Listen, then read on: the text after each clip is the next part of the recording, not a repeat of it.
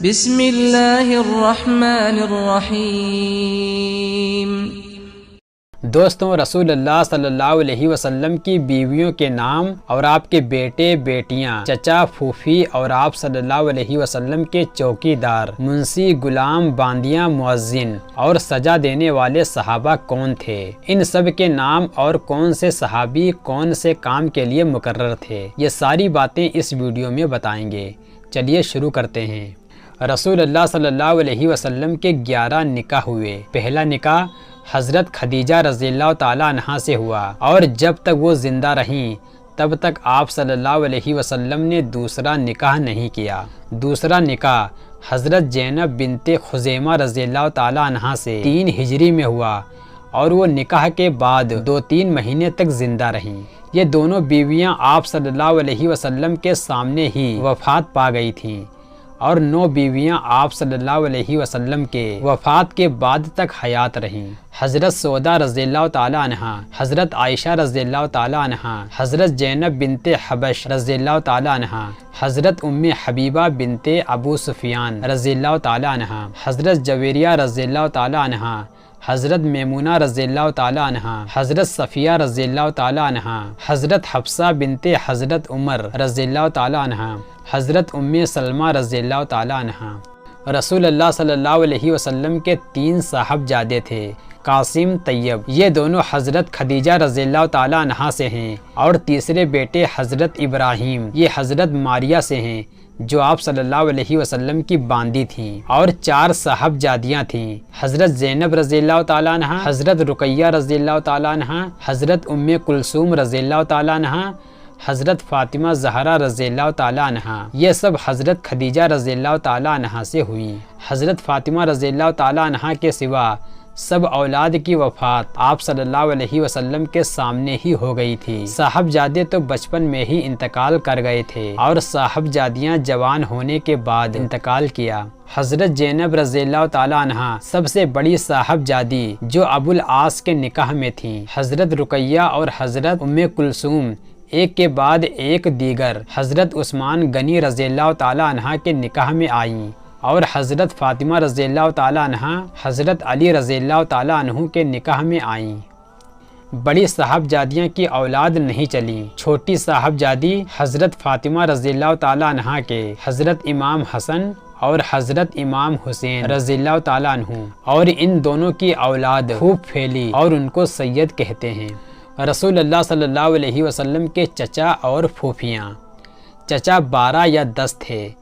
حضرت امیر حمزہ رضی اللہ تعالیٰ عنہ، حضرت عباس رضی اللہ تعالیٰ عنہ، ابو طالب، ابو لہب، زبیر، ابو القعبہ، حارث، مقوم، زرار، کشم، مغیرہ، ایداک۔ ان میں حضرت امیر حمزہ اور حضرت عباس رضی اللہ تعالیٰ عنہ ایمان لائے، اور باقی ایمان نہیں لائے۔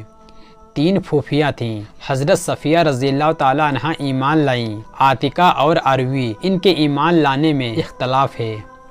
رسول اللہ صلی اللہ علیہ وسلم کے غلام اور باندیاں، رسول اللہ صلی اللہ علیہ وسلم کے 30 غلام تھے اور 9 باندیاں تھیں، اور خدمت گار 7 آدمی تھے۔ حضرت انس رضی اللہ تعالیٰ عنہ نے نبی صلی اللہ علیہ وسلم کے گھر کا کام کاج اپنے ذمے لے رکھا تھا۔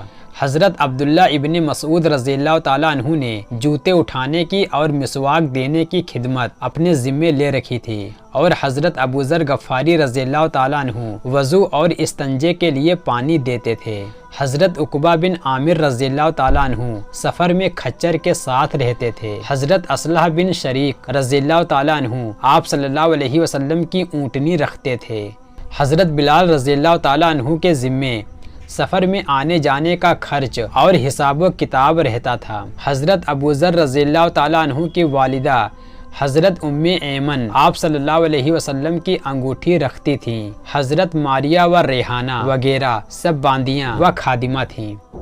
رسول اللہ صلی اللہ علیہ وسلم کے مؤذن 4 تھے۔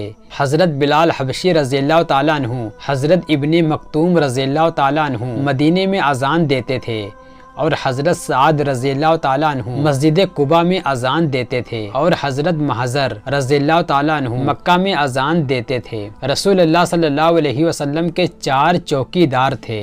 حضرت سعد بن معاذ رضی اللہ تعالیٰ عنہ جنگ بدر میں پہرا دیتے تھے، حضرت زبیر بن عوام رضی اللہ تعالیٰ عنہ جنگ خندق میں، اور حضرت محمد بن مسلمہ جنگ احد میں پہرا دیتے تھے، اور حضرت عباد بن بشیر رضی اللہ تعالیٰ عنہ نے بھی بعض وقت پہرا دیا۔ پھر اللہ تعالیٰ کے حکم سے پہرے کا انتظام بند کر دیا گیا۔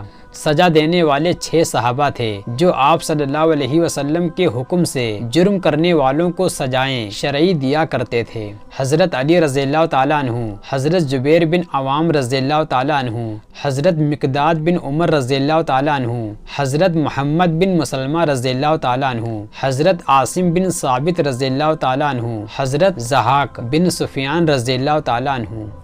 رسول اللہ صلی اللہ علیہ وسلم کے 17 منشی تھے، حضرت ابوبکر رضی اللہ تعالیٰ عنہ، حضرت عمر رضی اللہ تعالیٰ عنہ، حضرت عثمان رضی اللہ تعالیٰ عنہ، حضرت علی رضی اللہ تعالیٰ عنہ، حضرت زبیر بن عوام رضی اللہ تعالیٰ عنہ، حضرت عام بن فہیرہ رضی اللہ تعالیٰ عنہ، حضرت عمر بن عاص رضی اللہ تعالیٰ عنہ، حضرت ابی بن کعب رضی اللہ تعالیٰ عنہ، حضرت عبداللہ بن ارقم رضی اللہ تعالیٰ عنہ، حضرت ثابت بن قیس رضی اللہ تعالیٰ عنہ، حضرت حنظلہ بن ربیعہ رضی اللہ تعالیٰ عنہ، حضرت مغیرہ بن شیبہ رضی اللہ تعالیٰ عنہ، حضرت عبداللہ بن رواحہ رضی اللہ تعالیٰ عنہ، حضرت خالد بن ولید رضی اللہ تعالیٰ عنہ، حضرت خالد بن سعید رضی اللہ تعالیٰ عنہ، حضرت معاویہ بن ابو سفیان رضی اللہ تعالیٰ عنہ، حضرت سعد بن ثابت رضی اللہ تعالیٰ عنہ۔ یہ 2 آخر کے حضرات لکھائی کا کام کرتے تھے۔